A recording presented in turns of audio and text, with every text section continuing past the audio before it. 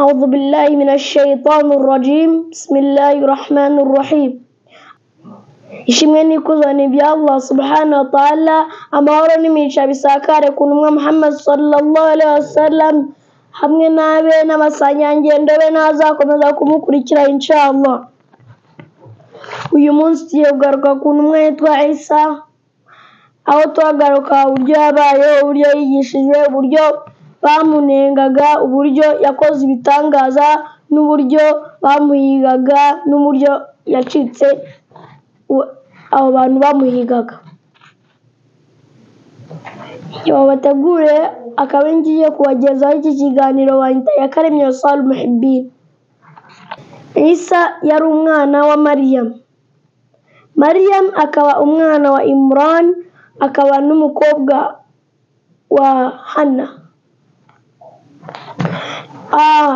Ubushize twaganiye kuri Zakariya, aho twavuze uburyo bakoze ibitangaza kugira ngo babone umurinzi uzarinda uwo mwana Maryam. Babona ko ari Zakariya, ubwo rero abantu benshi mu Rwanda bamwita Mukaso, ubwo yari Zakariya.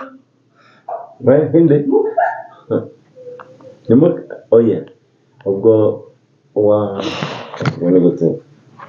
shaka tuvuga Mukaso. Ugomba kurera Maryam. Stepfather, stepfather. Ubwo ni se. Mukaso. Wagomba kumubera se. Wagomba kumurera. Ugomba kumurera yari ndurwa yari Zakariya. Ni stepfather. Ni nka stepfather we. Wagomba kumurera yari Zakariya hamwe n'umugore we. Akaramurera. Allah yakundaga Maryam, Zakariya asagaga umwana afite n'ibiryo. Maryam arakura nawe, yari umukobwa wari waririnze, utajya wegera abahungu, uhora mu musiti ibada. Zakariya yakomeza asanga umwana afite ibiryo, arimo wenda ni mu gihe cy'izuba, wagira ngo iyo myembe ivuye ahantu, wagira ngo havuye imvura, agasanga umwana afite imyembe itoshye myiza, wagira ngo bari mu gihe cy'imvura kandi hanze izuba ari ryose. Subhanallah, icyo ni igitangaza. Maryam, Allah aza gukora igitangaza, amubwira ati dufite amakuru meza yuko ugiye kubyara umwana witwa Isa alayhi salam. Avuga ati jewe nta muhungu wankozeho, nirwaga mu musiti uretse Zakariya wazaga kundeba, gute ngiye kubyara? Ni itegeko rya Allah, niyo havuye n'ijambo ati Allah iyo ategetse abategetse nta wamuvuguruza. Aratwita, arabyara. Abantu benshi bakunda kuvuga ko Maryam Isa yari afite papa yitwa Joseph. Ntabwo ari byo. Ni Imana yatanze itegeko yuko agiye kubyara umwana w'intumwa. Isa alayhi salam aramubyara, umwana arakura. Bishatse kuvuga ko nta se yagiraga nyina wenyine. Umwana arakura, yeze hagati, arakura, atangira kuba umwana uvuga, ukina, aza no gukora ibindi bitangaza. Tekereza nawe ugafata, subhanallah, ugafata ibitaka ukabumbamo akanyoni, ukabona ivuyemo inyoni iragurutse. Subhanallah, icyo ni itangaza rigaragaza ko Isa yari intumwa. Hari n'ikindi gihe hari abana bakinanaga, barabakinjana mu nzu. Musa, Isa Allah yari yaramuhaye ubwenge bwo kumenya ikintu. Abaza ati abo bantu barimo aho, mbese n'iki kirimo aho? Avuga ati ni ingurube zirimo. Yavuze ijambo rimwe ati biburyo. Bakiwe basanga ni ingurube. Subhanallah, icyo ni ikindi gitangaza. Arakura, akura abantu bamuvuma, wa mwana uri umurozi, wabuze abantu bahinduka ingurube, wakoze ibitangaza inyoni iraguruka, bamutuka bamuvuma, ntibemera ko yaryamaga, yaturaga ahantu abantu bakaza bakamusenyera. Mbese yarabaye ubuzima bugoye,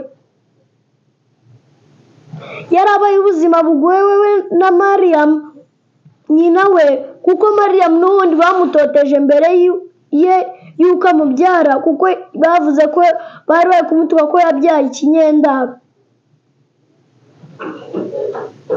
Arakura, akora n'ibindi bitangaza, aza kuzura umuhungu witwaga Lazaro, aza no kuza guhumura abantu batarebaga, abigisha idini, abajyaga ingingo zidakora zirakora, abatarebaga barareba, abahumekaga nabi bahumeka neza, abantu bamukurikira bamwe na bamwe, kuko ibyo yakoraga byagaragaza ko yari ari kumwe n'Imana.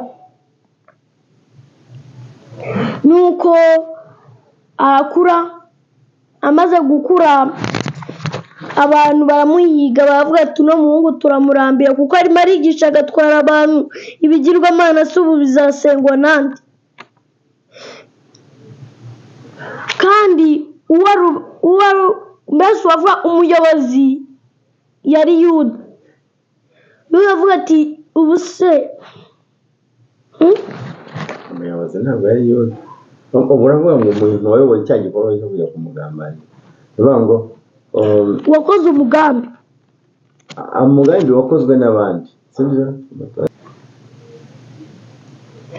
No mu gihe yakuze agatangira kwigisha abantu bumvishe ibyo atangiye kuvuga, ati Allah ni Imana, kul huwa Allahu ahad, Allahu samad, lam yalid wa lam yulad wa lam yakul lahu kufuwan ahad.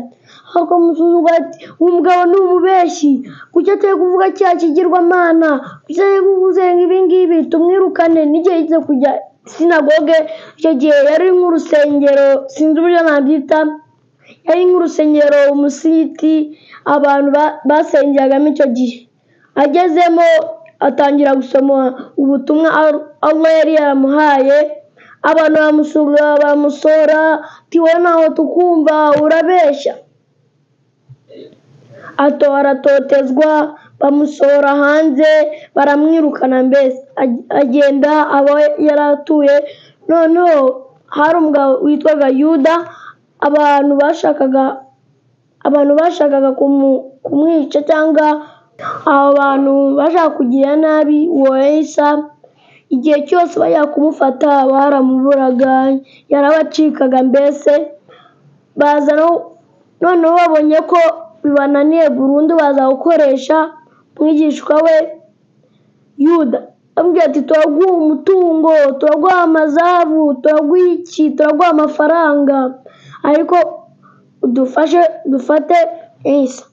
Bamubwira ati rero uwo ndi busome ikibizo umwe, ku gahanga, ku kaboko, yaba ari he, ariwe mufata. Abikoze baramufata. Aravuga ati uwo ndi busoma ariwe mufata. Agiye kubikora, Allah uburyo akunda intumwa ze amuha ubushishozi.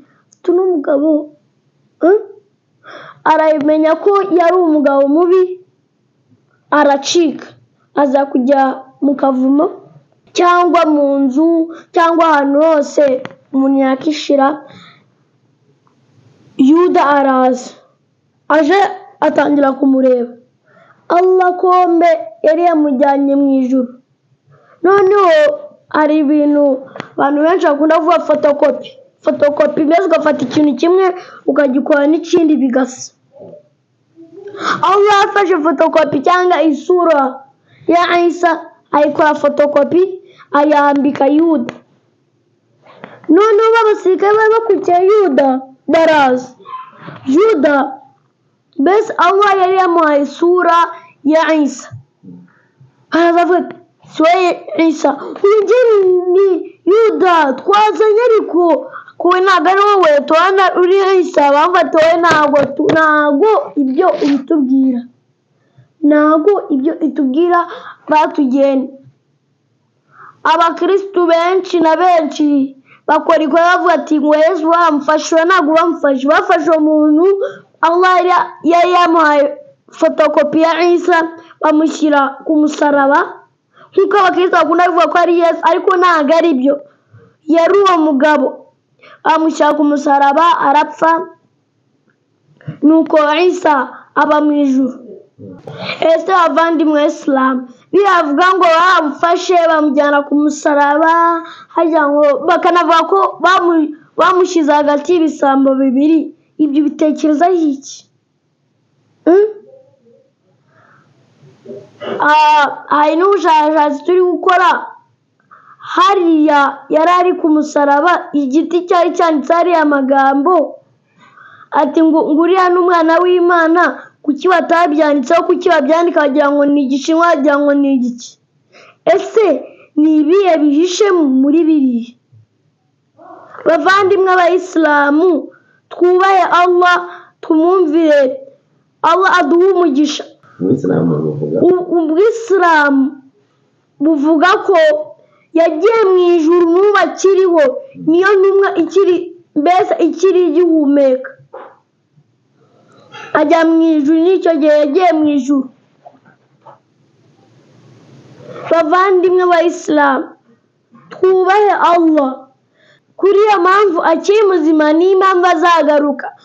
Abantu benshi muzasome ku bihe byo ku munsi w'imperuka, azagaruka aje kwica umugabo umwe uzaza gushuka abantu.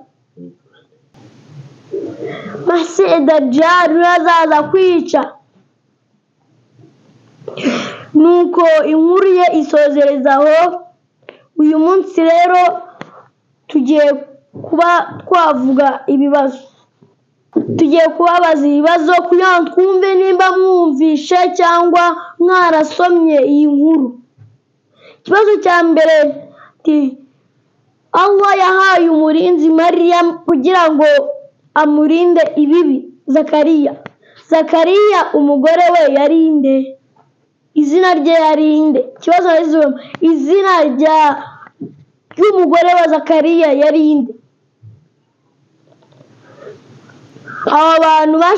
Icya kabiri, abantu bashaka gufata Isa yari bande? Ese yari abaturage? Ese yari ubwami? Ese yari abaki? Sekuru wa Yezu ni nde se? Mbese magambo dukunda gukoresha nyogokuru na sogokuru wa Isa ni nde? Kugerageza musubire kuri comment. Cya gatatu, ise wa Yezu yari nde bavandimwe Islam? Umubyeyi wa Yezu yari nde? Ese se wa Yezu yabayeho? Ese yari muzima? Mura kubisubiza muri comment. Assalamu alaikum wa rahmatullahi wa barakatuh.